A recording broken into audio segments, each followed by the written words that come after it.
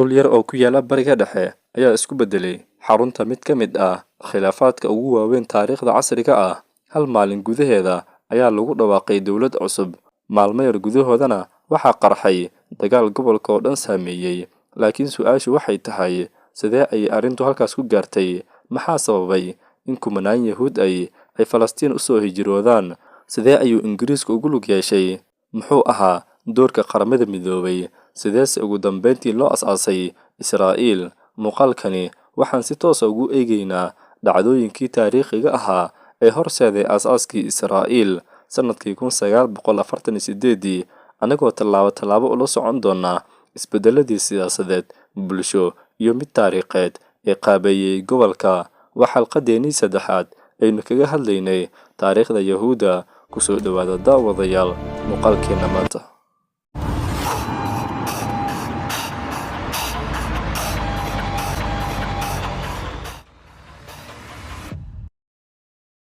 qarnigii 9aad iyo 10aad iyo bilowgii qarnigii 20aad, Falastiin waxay qayb ka ahayd boqortooyadii Cusmaaniyiinta oo xukumi jirtay dhul ballaaran oo ku fidsanaa bariga dhexe.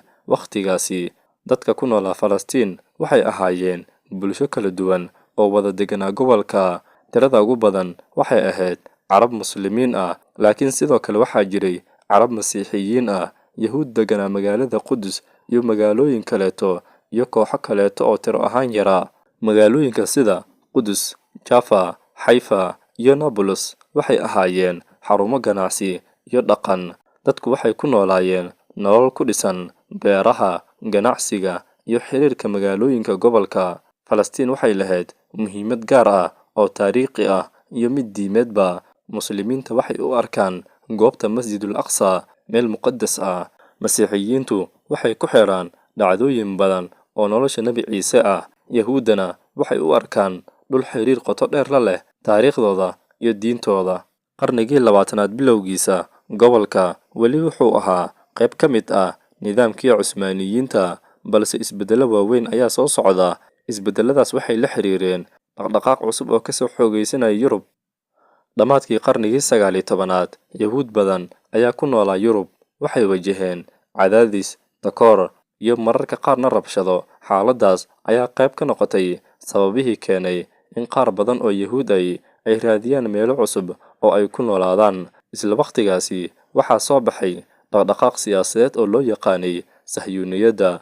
Hogaamiyaashii dhaqdhaqaaqani waxay aaminsanaayeen in Yahuuddu u baahan yihiin dal iyagu leeyihiin, waxaana indhahoodu si gaar ah ugu jeeday Falastiin. Laga bilaabo dabayaaqadii sanadkii 1800 ilaa 10 sano kadib, waxaa dhacay hirar kala duwan oo hijrooyin ah. Qoysas iyo kooxo badan ayaa yimid Falastiin, iyagoo iibsaday dhulal, dhisay deegaamooyin cusub, beero iyo xarumo ganacsi. Tirada dadka Yahuudda ahi ayaa si tartiib ah u kordhayay. Dhanka kale, bulshada Carabta ee deegaankani ayaa arkay isbeddeladan cusub.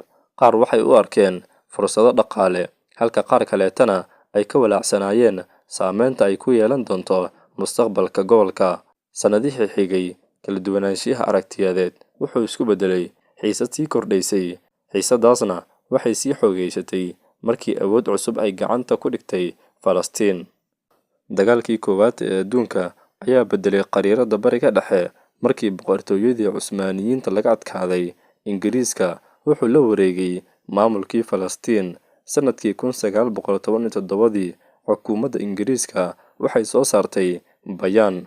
Bayaankaasi wuxuu taageerayay fikradda ah in Falastiin laga sameeyo hoy qaran oo loogu talagalay Yahuudda, iyadoo sidoo kale lagu xusay in aan la dhaawicin xuquuqda bulshooyinka kale ee halkaas ku noolaa. Bayaankan ayaa noqday mid si kala duwan loo fasirtay. Yahuud badani waxay u arkeen tallaabo muhiim ah oo taageeraysa himiladooda. Dhanka kale, Carab badan waxay ka muujiyeen walaac iyo diidmo. Sanadkii 1920 iyo 1930, soo guuritaankii Yahuudda ayaa sii kordhay markii nacaybka Yahuudda iyo cadaadiskii Yurub ay bateen, gaar ahaan xilligii Naazigii Jarmalka. Dad badan ayaa Falastiin u soo guuray. Taas beddelkeeda, xiisaddii u dhaxaysay Carabta iyo Yahuudda ayaa sii xoogaysatay. Waxaa dhacay mudaharaadyo, shaqo joojin iyo rabshado marar kala duwan qarxay.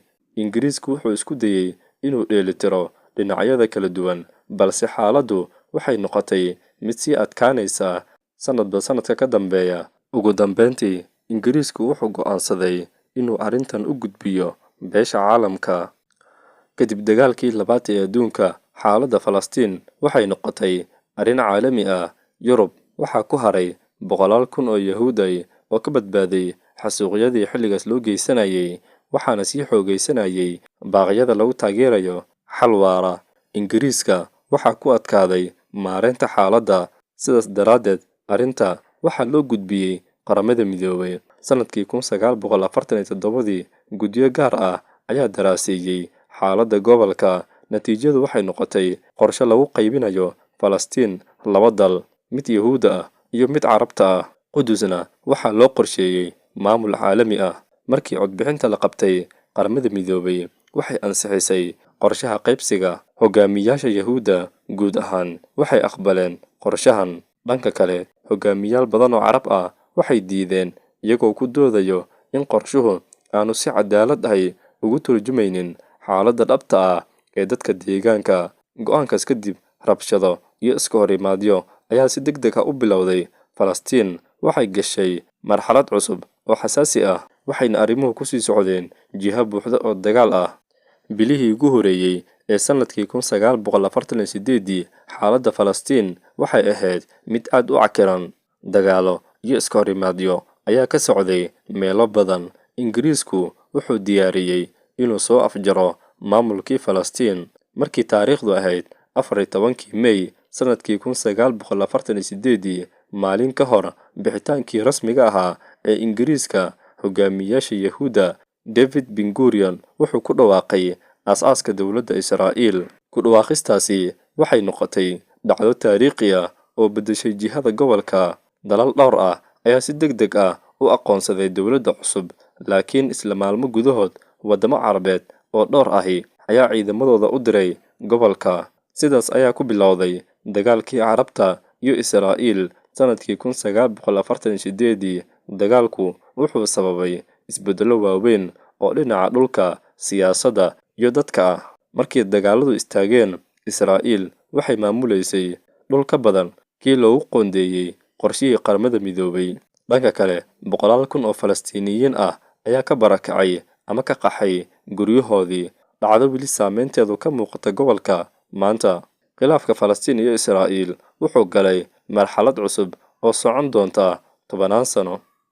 Marka aan dib u eegno dhacdooyinkani, waxaan aragnaa in aasaaska Israa'iil aanu ku imanin hal dhacdo oo keliya. Waxay ahayd natiijo isbiirsatay ee taariikh dheer oo ay ku jireen hijrooyin, dhaqdhaqaaqyo siyaasadeed, go'aamo caalami ah, xukun gumaysi, iyo khilaafyo sii xoogaysanayay muddo 10 sano ah. Laga soo bilaabo Falastiiniyiintii xilligaas Cusmaaniyiinta ilaa hijrooyinkii Yahuudda, maamulkii Ingiriiska, qorshihii Qaramada Midoobay, ugu dambeyntii ku dhawaaqistii Israa'iil sanadkii 1948.